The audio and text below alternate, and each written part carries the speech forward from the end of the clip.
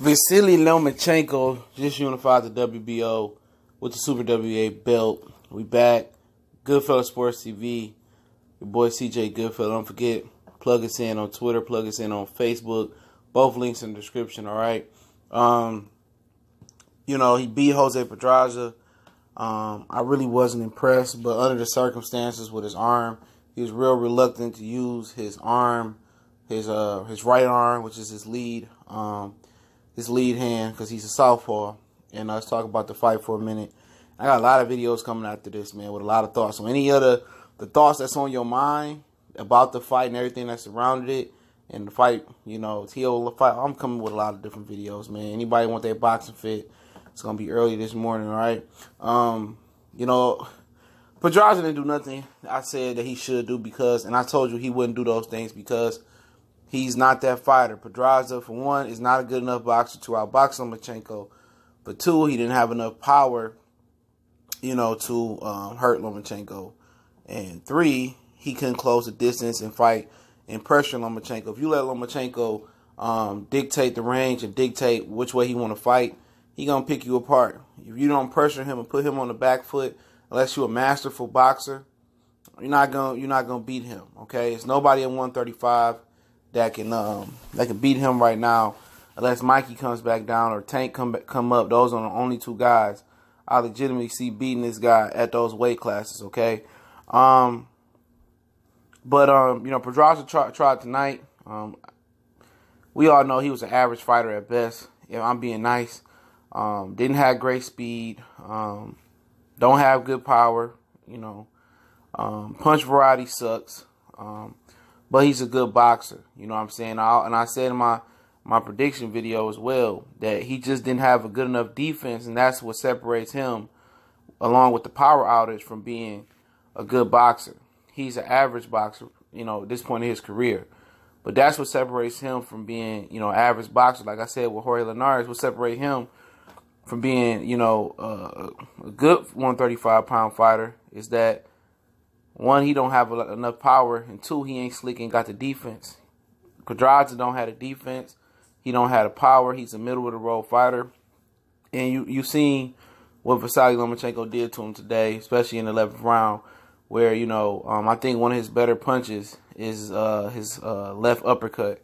His left uppercut, the way he throws it, is kind of like how Bernard and Floyd throw the straight right, where they don't think about it, they just throw it on field.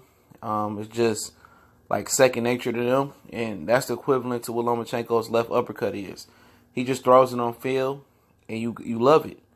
You love it when you throw that left uppercut. You love it when, he gets aggressive, and he's the guy that, he's only going to get aggressive when, the steam is going out of you, because Lomachenko is somewhat like Mikey Garcia, okay, Earl Spence. And I say that from this standpoint is he's always pressuring you mentally and physically, just sitting in front of you, working, fanning you, throwing throwaway punches, getting you out of position with his footwork, which his footwork wasn't that great tonight because, like I said, Pedraza is a good boxer, and he has pretty good athletic feet as well. And then you've seen another guy that got some type of athletic ability. Now he started to bother Lomachenko. So you see the difference. When some guy can do what other guys can't, it's a certain amount of fighter at top rank, and a lot of promoters keep that fighter away from him. I seen today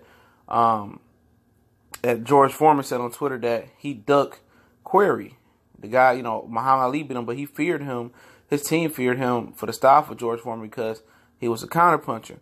It's certain styles they're not going to let Lomachenko fight. The Orlando Salido style and the black slick fighter style, like a Pernell Floyd type of style.